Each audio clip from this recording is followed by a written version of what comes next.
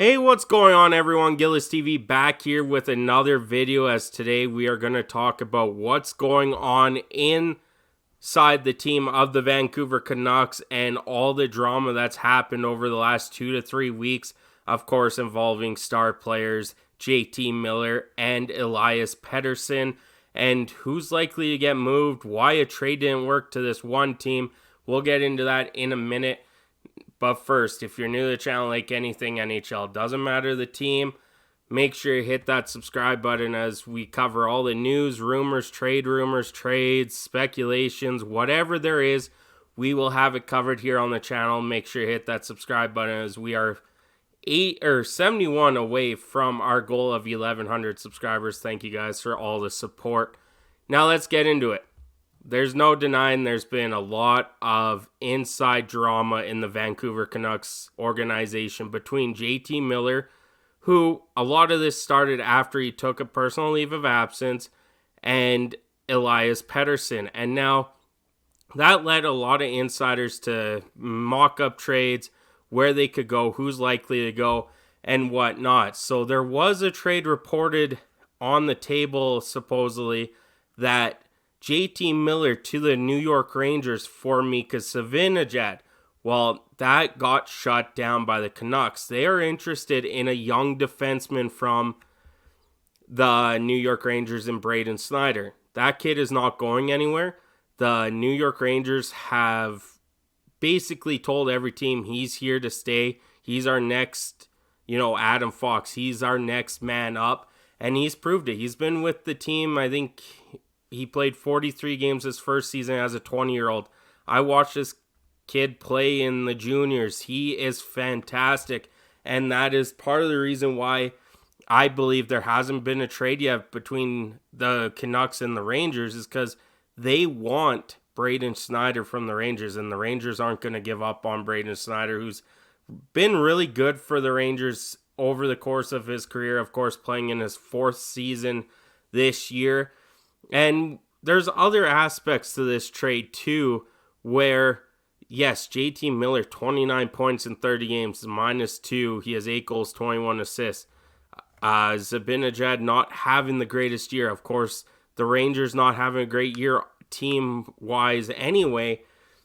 But JT Miller has a no trade or a no movement clause. He can't be moved unless they put him on buyout waivers or something. That is the only way he can actually get moved. Now, if you're JT Miller, why would you want to go anywhere? You want to stay in the Canucks organization. You got the leverage. So I think Elias Pettersson's on the same aspect. I haven't really looked into him. But JT Miller could stop any trade to anyone. He wants to win. He's going to go to a winning team.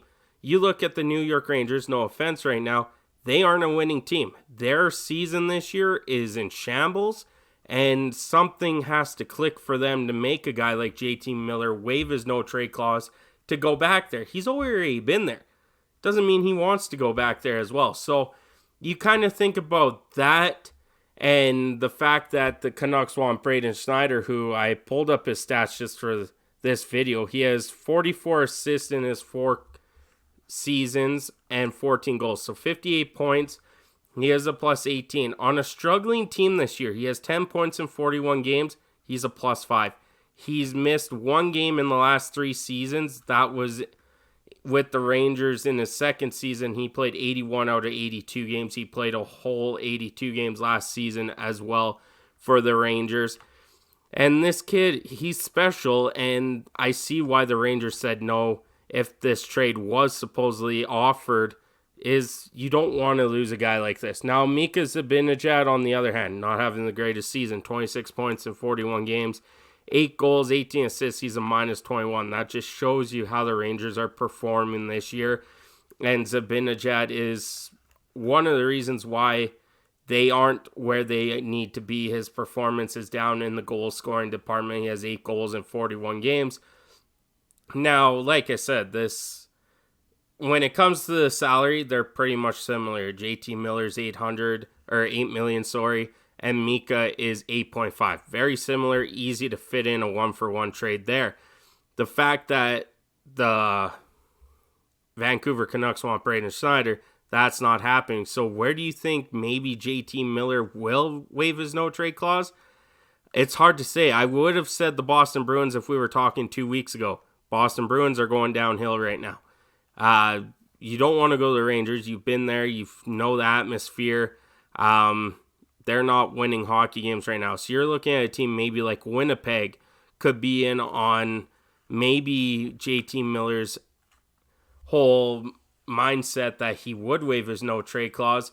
But the thing about JT Miller is he has a modified no-trade clause in the 2027 season. Then that way you can move him, but that's still far down the road. I don't think you want this feud to go much longer between Pettersson and Miller. So let me know in the comments where you think maybe JT Miller will wind up. I would assume JT Miller's the likely one to get moved over the two of him and Pettersson, but you never know. It's the NHL. We've seen crazier stuff. We saw the Gretzky trade, the Lindros, Bork trade. There's been major trades over the NHL's history that could lead to maybe a Pettersson trade. It's highly unlikely, but there is still a slight chance that could be the way they go. But thank you so much for tuning in. I'm Gillis TV. Have a good one.